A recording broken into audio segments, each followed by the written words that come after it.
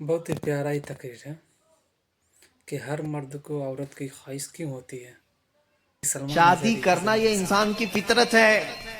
हर मर्द के अंदर औरत की ख्वाहिश पैदाइशी है, यानी अल्लाह ताला ने उसके जिस्म में ये रखा है कि औरत से वो करार हासिल करे, तस्कीन हासिल करे।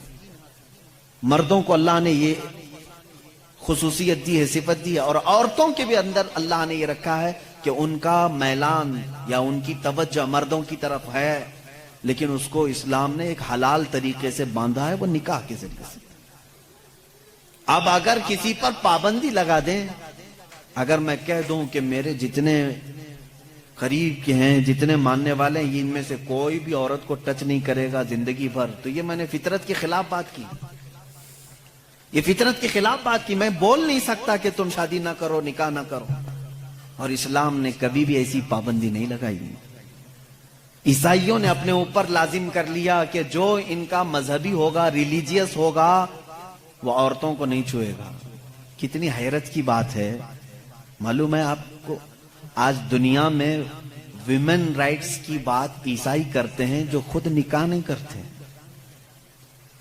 जो पादरी निकाह नहीं करता, कभी औरत को अपने साथ नहीं रखता, वो वुमेन राइट्स की बात करता है।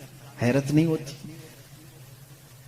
कुछ नन ऐसी हैं जिनको जिंदगी भर के लिए पाबंदी लगा दी गई कि अब तुम किसी मर्द की बीवी बन नहीं सकती। संन्यास ले लिया उसने, वो कभी ये रास्ते पर आ नहीं सकती।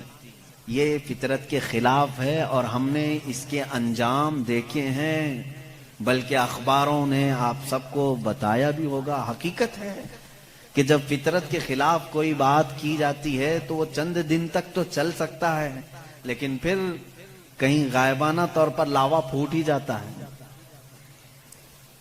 और उसका अंजाम देखा है कि कई चर्च ऐसे निकले जहां पर राहिबों ने नन और दूसरे आने वाले भक्तों को ही नहीं बख्शा।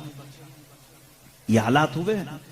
इसकी वजह यह है कि फितरत के खिलाफ यहां पर हुक्म दिया, या उन्होंने खुद अपने आप को इस तरह का किया।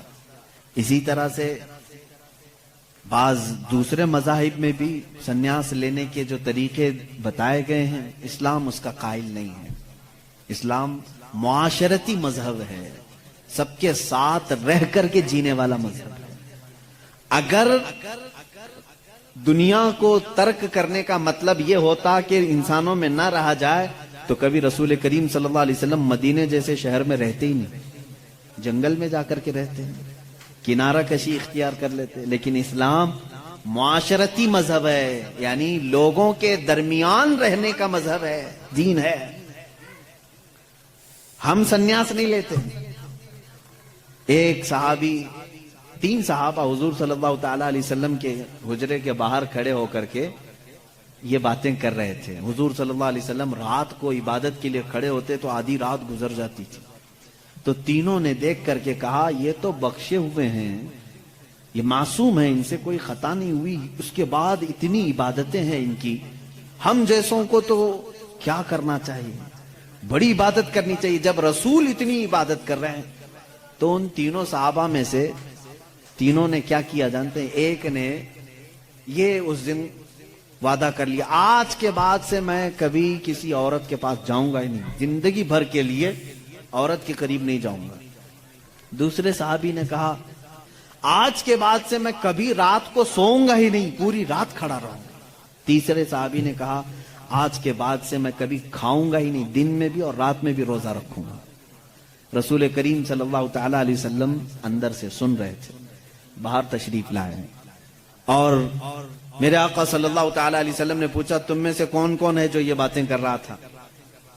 वो सहाबा ने कहा कि या रसूल अल्लाह सल्लल्लाहु अलैहि वसल्लम, हमने आपकी इबादतों को देख करके ये कहा, जब आप सैयदुल अंबिया हैं, मासूम हैं, आप इतनी इबादत करते हैं, तो फिर हमारी इबादत का हाल क्या होना चाहिए? हमें बहुत ज्यादा इबादत करने की जरूरत है, इसलिए हमने ऐसे ऐसे अहद किए। मैंने कहा है कि आज से मैं औरतों को छूऊंगा नहीं, कभी किसी के करीब नहीं जाऊंगा, निकाह करके भी नहीं जाऊंगा। दूसरे ने कहा, मैंने ये कहा है कि रात को सोऊंगा नहीं। तीसरे ने कहा, मैंने ये कहा है कि आज के बाद से कभी खाऊंगा नहीं। अल्लाह के नबी सल्लल्लाहु अलैहि वसल्लम ने फरमाया, इस्लाम ये नहीं है।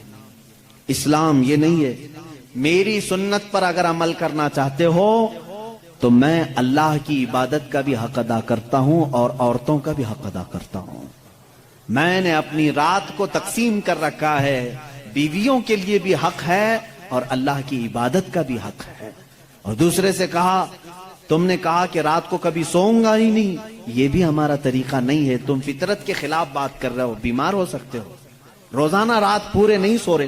اب یہاں اس پر میں رک کر کے کہوں گا, حضور صلی اللہ علیہ وسلم نے اس صحابی کو منع کیا جو یہ کہہ رہے تھے میں رات بھر عبادت کروں گا. حضور نے فرمایا میری سنت یہ ہے کہ میں تھوڑی رات آرام کرتا ہوں اور تھوڑی رات اپنے رب کی عبادت بھی کرتا ہوں. تمہارے جسم کا بھی تم پر حق ہے, اس کو بھی آرام دو. اور پھر تیسرے صحابی سے کہا میری سنت یہ ہے کہ میں افطاری بھی کرتا ہوں اور سحری بھی کرتا ہوں اور روزہ بھی رکھتا ہوں. ایسا نہیں کہ پورا پابندی کر لیا, جبکہ وہ رسول جن کو اللہ تعالیٰ جنت سے کھلاتا پلاتا ہے, اس کے باوجود میرے آقا صلی اللہ علیہ وسلم فرماتے ہیں کہ کنٹینیو روزہ رکھنا نہیں چاہیے, کہ تمہارے جسم کا تم پر حق ہے, کمزوری آ جائے گی.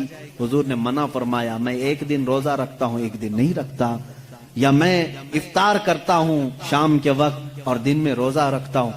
اس کا مطلب یہ ہے میرے عزیزو, اس پوری حدیث کا خلاصہ یہ ہے اللہ کے نبی صلی اللہ تعالی علیہ وسلم نے جو حکم دیے, اسلام کا خلاصہ یہ ہے کہ اس میں کہیں پر بھی افراط و تفریط نہیں, یعنی بہت تنگی والے حکم بھی نہیں اور بہت ڈھیل بھی نہیں. اسلام درمیانی راستہ ہے, درمیانی راستہ ہے.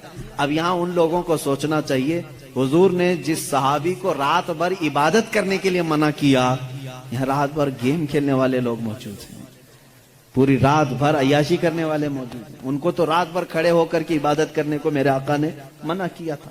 آرام کرو تھوڑی دیر, اپنے جسم کو راحت پہنچاؤ.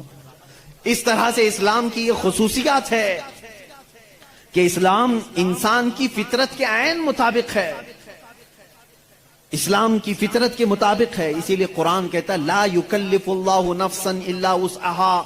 میں آج چیلنج کرتا ہوں, ایک ایسا حکم لا کر کے دکھا دو, ایک ایسا حکم اسلام میں کہ جس میں ایسا لگتا ہو کہ یہ انسان کے لیے بھاری ہے. ایسا نہیں ہونا چاہیے, ایسا نہیں ہونا چاہیے تھا. اسلام